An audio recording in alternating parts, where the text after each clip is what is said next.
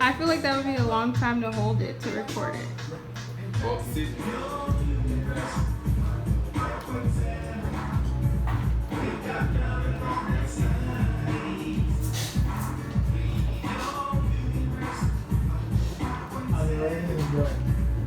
I'm already enjoying.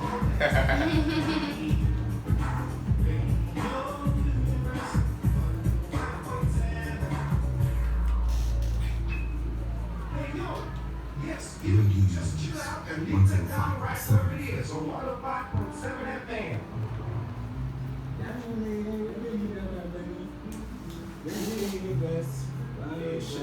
I've not put my sign in tune and I'm here playing tracks. Wait.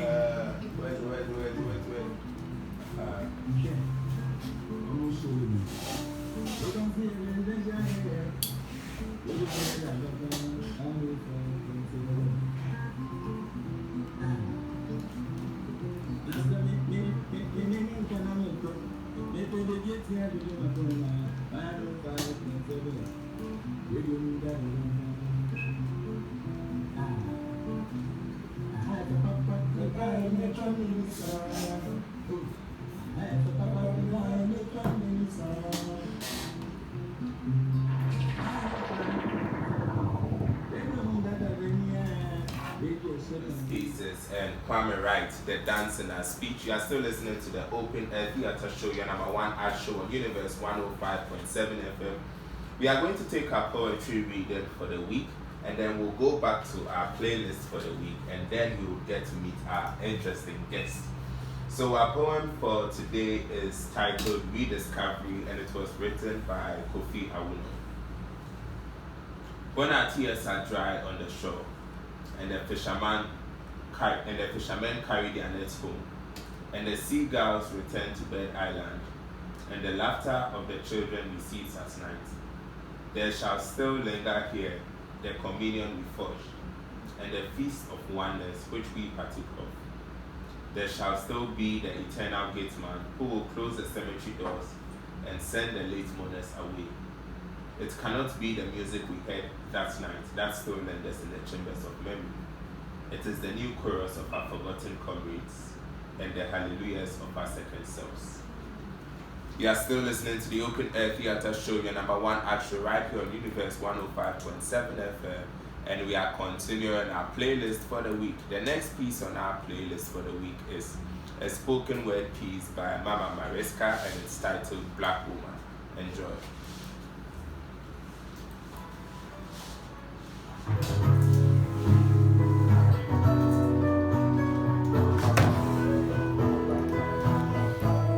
Natural black woman. When was the last time you felt the scalp of a woman? Run your fingers through her hair, twisted her natural locks through your fingers, or walked your fingers through the rows of braids just like walking through the fields of corn? When did you last see the true beauty of your African woman? Or saw a flawless dark skin, or kissed her natural plump lips? From the days of slavery, black women were told, you gotta have hair like massa. Don't want no nappy hair, black as sin girl in the house. This is my spoken word. Beautiful black women were kept in the cotton fields, while those that had lighter skin, the products of the slave masters, were kept in the house as slaves. If your hair was long and straight without a natural crinkle, it was your bonus, a passport to heaven, a ticket to the illusion of freedom. Now I hardly see an original black woman. They all seem to have become Chinese, Indian, or European, freaking about hair that is not their own, that may have come from a horse, a yak, or a plastic factory, afraid to show their natural beauty. Afraid because their men have been conditioned to think that a perfect woman has straight hair and fair skin. Afraid because their masters and sisters would laugh and tease them for their tight curls. Wake up. Have you ever really looked at the beauty of a black woman? All natural and dark. The way her teeth and eyes sparkled in contrast to the skin. The way her hair feels soft like the ends of an ear of corn, or woolly like that of a newborn lamb, twisting and curling itself through your fingers. True feelings exploding through the shaft of natural hair. Men, treat your natural woman with respect. Women, rise up for the natural woman who dared, for her inner strength and inner pride have made her able to go against the norm, to show her true self, just the way God made her, perfect, a beautiful black. The next piece on our playlist is titled Broken Thoughts, and it's by who is Deydzi featuring Amaze, and it's from the Soundline album. Enjoy. I remember who was staring at the ceiling of my hotel room, thoughts about the one picture just in my mind. I remember who was I remember staying out to without my brother in the silence. I remember the silence feeling. I remember the difference. The broken speak. I remember the night. The broken speak. The man with the very dirty hair who writes the strange things on the wall might not really be crazy. He would spend his time in solitude behind the wall among the bushes where the stranger things are, and when they speak he hears them, and so he writes. Onyankophonology equal to God, theology hankophology equal to God, Manchester United God now do equal to winner, sleep equal to God, blood oboe equal to magic, Onyankophonology equal to God, Vukanatazu equal to God, Vukanazu equal to God. Gibberish, gibberish, gibberish. This never really made sense. This never might make sense. Yet he writes without speaking. Nonsense, black and white, scribbled in charcoal and chalk. These vain words inscribed on the wall, all over the place. Pigments of shattered dreams, a hue of forgotten memories. Nobody understands. No one bothers to understand. And so he continues scribbling. He writes, he teaches. Your mind is a mine. Explore the treasures in it and your life will shine. Bright and sparkling like when gold is refined. But at times when your pocket is broke, your life loses spice. It is the same with a mind when it's broken. Your words become best when they remain unspoken. Because it is appalling, not appealing. Whatever you say, you begin to beg for pardon. But the harm has already been done. Then people keep you in their lion's den. That is when they begin to dread when you get vocal. Because words are like saliva, you can't spit it and evoke it. Words are like saliva, you can't spit it and evoke it. These are some symptoms of a broken mind. A man readily comes to mind. This only beloved son lost his life. But in my society, they say men don't cry. So he refused to shed a tear and kept his emotions inside. But he could only pretend for a while. After a year, he still couldn't manage a smile. So many thoughts running in his head. Before the family heads could sit and hear him, he was totally distraught. All that family and friends could say was, man, be strong. But they refused to listen to his thoughts. So he spent his nights in drinking bars, taking thoughts. Then he talks anyhow. Ignorant men see him and mock. But if only they knew they had a lying issue, they wouldn't even survive in his socks. Talk less of being in his shoes. Not every drunkard in the streets should be put in the irresponsible box. Sound mind is pursuing a worthy cause. The broken mind is speaking. Tell society to pay attention. The man with a very dirty hair who writes the strange things on the wall might not really be crazy. I think he's a sensei, a sage, spending his days etching out the equation to life on these walls. A blasted hieroglyphs of familiar symbols and alphabets carrying secret codes, a hidden message, one we will not bother to pay attention to. It has nothing to do with our petty lives. The man with the very dirty hair who writes the strange things on the wall might not really be crazy. He would spend his time in solitude behind the wall, among the bushes, where the stranger things are, and when they speak, he hears them. He interprets his schizophrenia, and so he writes, Onyankoponology equal to God, theology, hankophology equal to God, Manchester United, God now do equal to winner, sleep equal to God, blood obey equal to money, Onyankoponology equal to God, Bukanatazu equal to God, Bukanazu equal to God.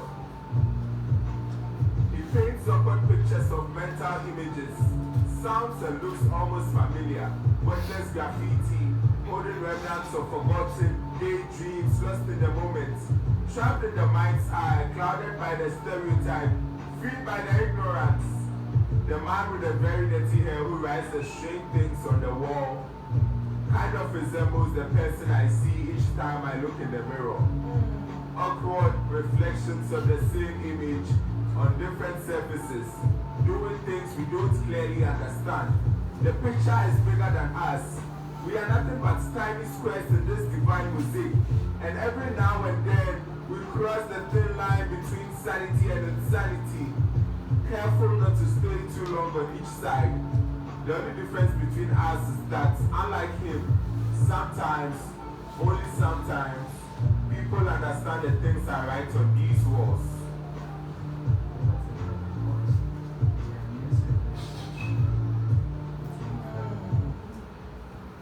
And that's all for our playlist for the week. You are tuned into the Open Air Theatre Show, your number one art show, right here on Univers105.7 FM. And at this moment, you get to meet the guests I have been hyping all evening. So first, we've got Bennu. What's up, yeah? Hey, Bennu, welcome to the Open Air Theatre Show. Peace. Nice. So Bennu is a foreign exchange student here on campus, and he came all the way from United States, Chicagoland area. Nice. And he's reading. I'm reading a poem I actually wrote. This Okay. semester. So we'll get to the poem very soon. Our next guest for the show is Blessing. Blessing draws. And because this is radio, she's going to draw a picture with it. So we'll hear some of her poems. You can't see her drawing.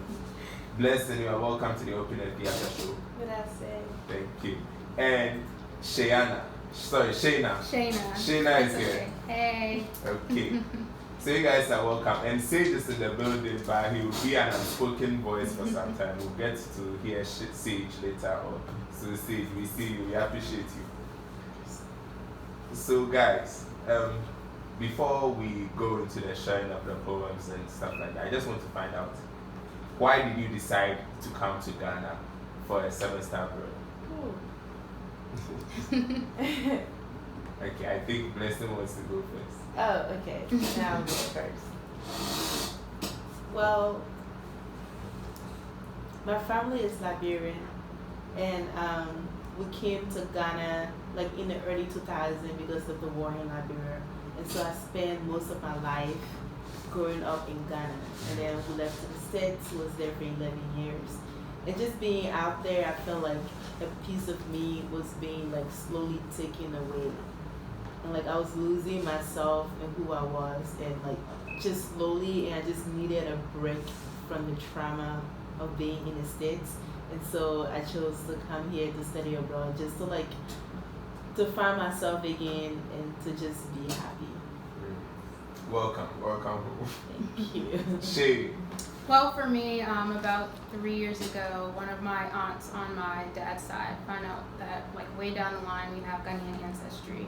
And I always had an interest in visiting Africa. I didn't know where specifically because there's so many countries. So being able to hone in on Ghana specifically really pushed me to study abroad, and also just loving African cultures, music, food, and wanting to experience it for myself.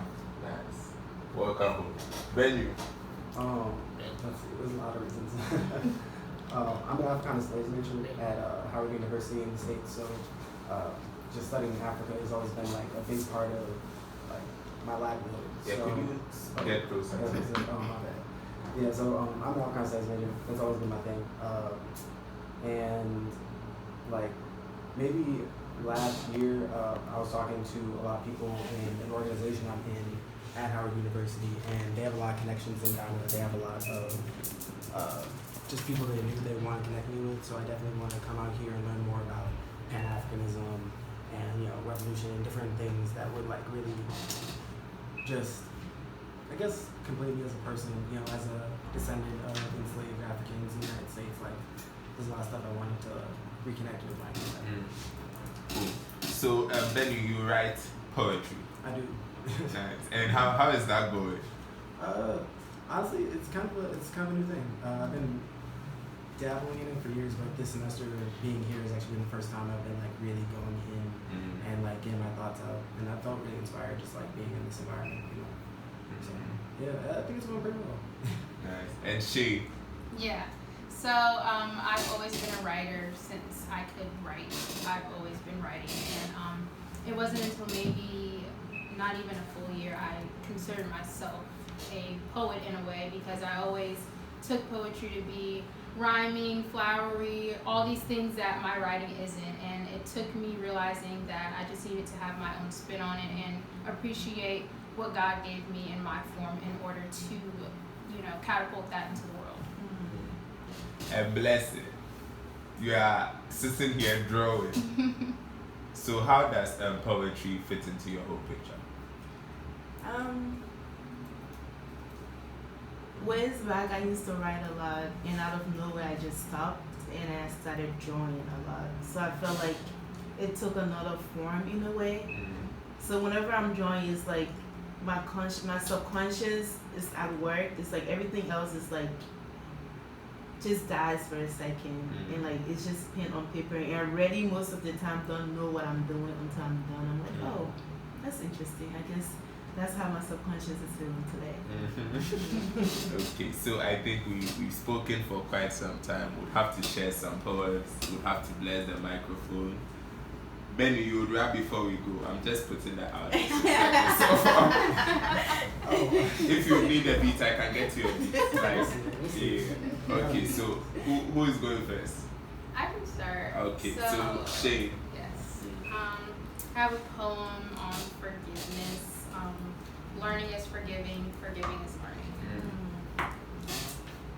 I'm learning to forgive those who I'm sorry will never leave their lips. A photo with an emoji and hashtag-filled caption being the closest thing to an apology. But the photo was only posted to save face, to leave space for re-entry at any point of this season, like my life is an amusement park. Despite the bumps and turns that I've told the world about, I am not a human Six Flags or water slide adventure. I am a library, but very few will take the time to flip through the pages. They'll opt for the knockoff e-notes or Shmoop, who cannot hold generational burdens against me, the person trying to break the bondage. Did you not believe me when I said that when I made it, we'd all have a full plate? Jealousy swallowed you whole when you saw me serving those close to me a half plate. You didn't stop to think that I didn't share with you because all that was left was silverware. I love you deeply, but I'm trying to decide if that be best from a distance. I'm learning to forgive myself, despite the voices in my head telling me not to. I lost so much time fighting myself when God already granted me forgiveness. There were times when I remained silent when my voice was needed, others when I spoke and silence would have been golden. I didn't always act as quickly as I should have, others when I should have slowed down. But I'll never flourish if I persistently clutch onto could-have-beens, if I water waste, insist on uprooting the progress that God has planted. I love me deeply, even if that means some pieces at a distance. I'm learning to forgive a nation that will never be worthy of it, not for its sake, but for that of my family, tree, and myself. Our well-being is still on the back burner for them, but I've learned that the way out for us is through us. I lost years trying to fit in boxes that weren't scaled with my people in mind. You hate me deeply, but it is merely a reflection of yourself. After years of exploitation, manipulation, Frenchification, and degradation, I still managed to see the sun peeking behind the clouds. And despite all that you've taken, you still hate yourself, because what you want can never be acquired, no matter how many guns you bring or religions you invent. It runs in the bloodstream of the ebony-colored men in crisp suits, others showing their daughter how to ride her bike. It's in the brain of the box braider by day and college student by night. You can't acquire it because it's practically wrapped up in our DNA. Our resiliency, yet strength in our weakness, our creativity, our adaptability, intellect, the list goes on. At the same time, I am not innocent. I'm sorry to all I hurt while I was healing, those who I overlooked when they were under. The actions weren't intentional, but I know from a personal place that that narrative does nothing to a healing wound. May we all find it in our hearts to forgive those who did us wrong, not because their actions were excusable, but because it's necessary if we are to ever recover.